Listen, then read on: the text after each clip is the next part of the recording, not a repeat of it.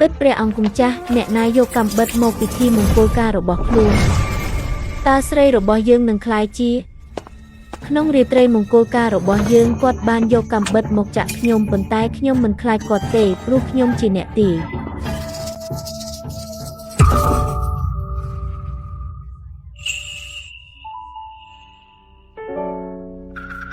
ឆ្លើយមកខ្ញុំនៅថ្ងៃដែលអ្នកជ្រើសរើសស្វាមីតើអ្នកបានធ្វើអ្វីពិតប្រាកដហេតុអ្វីបានជាអ្នករុញ Stacy ហើយហេតុអ្វីបានជាអ្នកជ្រើសរើសខ្ញុំលើសពីបុត្រាបេក្ខជនអភិជនពីររូបម្នាក់ជាព្រះអង្គម្ចាស់រាជានុសិទ្ធដែលកាន់កាប់កងទ័ពម្នាក់ទៀតជាព្រះអង្គម្ចាស់ស្នងរាជដែលមានឈាមបរិសុទ្ធពួកគេទាំងពីរនាក់ចង់រៀបការជាមួយកូនស្រីរបស់ទន្ទឹតម្នាក់ក្មេងស្រីមកពីត្រកូល Jensen អីចឹងឬត្រកូល Jensen ជាគ្រួសារអ្នកទាយដ៏ល្បីល្បាញបើលោក Jensen មិនបានទីទុកថាព្រះចៅអធិរាជដែលសោយទីវង្គតនឹងស្លាប់នៅថ្ងៃនេះទេពួកគេនឹងមិនជាប់គុកប្រឈមមុខនឹងការប្រហារជីវិតនោះទេហើយពិតមែនព្រះចៅអធិរាជដែលសោយទីវង្គតបានសោយទីវង្គតនៅថ្ងៃនេះមុនពេលលោក Jensen ត្រូវគេសម្លាប់គាត់បានទីទុកថាកូនស្រីរបស់គាត់នឹងក្លាយជាអធិរាជនេះដោយព្រះចៅអធិរាជដែលសោយទីវង្គតបានសោយទីវង្គតហើយនឹងការព្យាកររបស់លោក Jensen ចេញផ្សាយការរៀបការជាមួយកូនស្រីត្រកូល Jensen បានក្លាយជាលក្ខខណ្ឌសម្រាប់រាជបល្ល័ង្ក Ishmael តាអ្នកព្រះចៅអធិរាជដែលសោយទីវង្គតមានបុត្រ2អង្គហើយត្រកូល Jensen មានកូនស្រី2នាក់ការចៃដន្យឲ្យតែងតែត្រូវបានបង្កើតឡើងហេតុអ្វីមិនសម្លាប់ម្នាក់ក្នុងចំណោមពួកយើងម្នាក់ទៀតនឹងសារភាពទាំងអស់សូមមេត្តាពិតព្រះអង្គម្ចាស់ខ្ញុំគ្រាន់តែជាកូនស្រីចិញ្ចឹមរបស់ត្រកូល Jensen ប៉ុណ្ណោះនាង Diana គឺជាខ្សែស្រឡាយពិតប្រាកដរបស់គ្រួសារមើលឡើងដូចជាផ្កាឈូកទើបនឹងរីកធម្មជាតិនិងមិនលម្អនាង Jensen នេះស្អាតជាងស្រីស្អាតបំផុតនៅ Kingston ទៅទៀត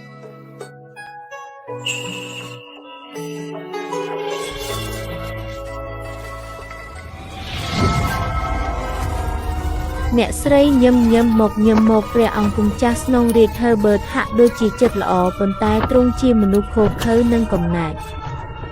ថ្ងៃណាមួយទ្រង់នឹងសម្លាប់ភរិយារបស់ទ្រង់ផ្ទាល់ពេលវេលាជិតមកដល់ហើយកុំបង្អង់យូរនិយាយមកតើអ្នកនឹងជ្រើសរើសអ្នកណាក្នុងចំណោមពួកយើងទាអ្នកមានទេពកោសល្យទស្សន៍ទាយប្រាប់ខ្ញុំមកតើខ្ញុំគួរតែជ្រើសរើសព្រះអង្គម្ចាស់រាជានុសិទ្ធទៅព្រះអង្គម្ចាស់រាជានុសិទ្ធព្រះអង្គមានអាយុជីវិតមនុស្សរាប់មិនអស់នៅលើដៃព្រះរាជដំណាក់របស់ព្រះអង្គគឺពោពេញដោយវិញ្ញាណមិនស្ងប់តើនរណាចង់រៀបការ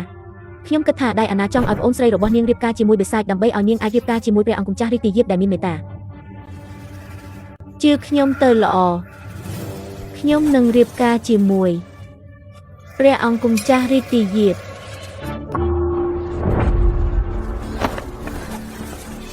Stacy ដៃអាណាខ្ញុំជឿទុកចិត្តនាងតែនាងបែរជាជំរុញខ្ញុំទៅក្នុងភ្លើងទៅវិញអ្នកណាក៏ដឹងដែរថាការរៀបការជាមួយព្រះអង្គម្ចាស់រាជានុសិទ្ធគឺជាវាសនាដែលអាក្រក់ជាងរកទៅទៀតហេតុអ្វីនាងមិនធ្វើវាដោយខ្លួនឯងហើយបង្ខំ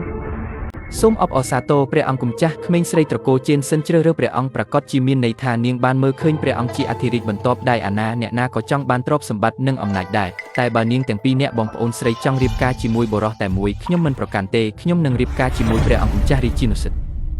ខ្ញុំបានឃើញព្រះអង្គម្ចាស់រាជទាយាទដុតភ្លើងសម្រាប់មហេសីរបស់ទ្រង់ខ្ញុំចង់ការពារបងស្រីរបស់ខ្ញុំដូច្នេះខ្ញុំបានស្នើឲ្យនាងរៀបការជាមួយអ្នកដែលអាណាអ្នកចាត់ទុកខ្ញុំជាមនុស្សងងមែនទេលះបង់ខ្លួនឯងដើម្បីអ្វីខ្ញុំមិនជឿថាមាននរណាម្នាក់ដែលលះបង់ខ្លួនឯងបែបនេះមាននៅក្នុងโลกនេះទេចុះបើទោះទីមើលថាខ្ញុំនឹងសម្លាប់អ្នកណាវិញលោកជំទាវ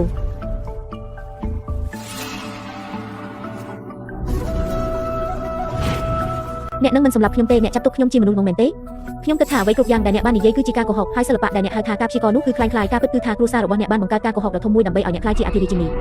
ប្រៃអានតម្រង់ជួរព្រះអង្គម្ចាស់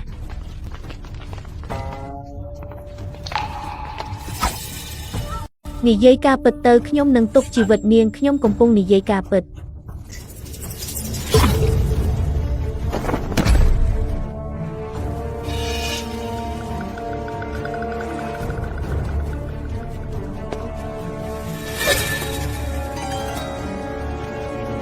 និយាយទៅសិល្បៈទស្សន៍ទាយគឺคล้ายព្រះអង្គម្ចាស់សូមទុកជីវិតខ្ញុំផងសូមទុកជីវិតខ្ញុំផងសិល្បៈទស្សន៍ទាយគឺពិតប្រាកដព្រះអង្គម្ចាស់សូមប្រាប់ការពិតទៅ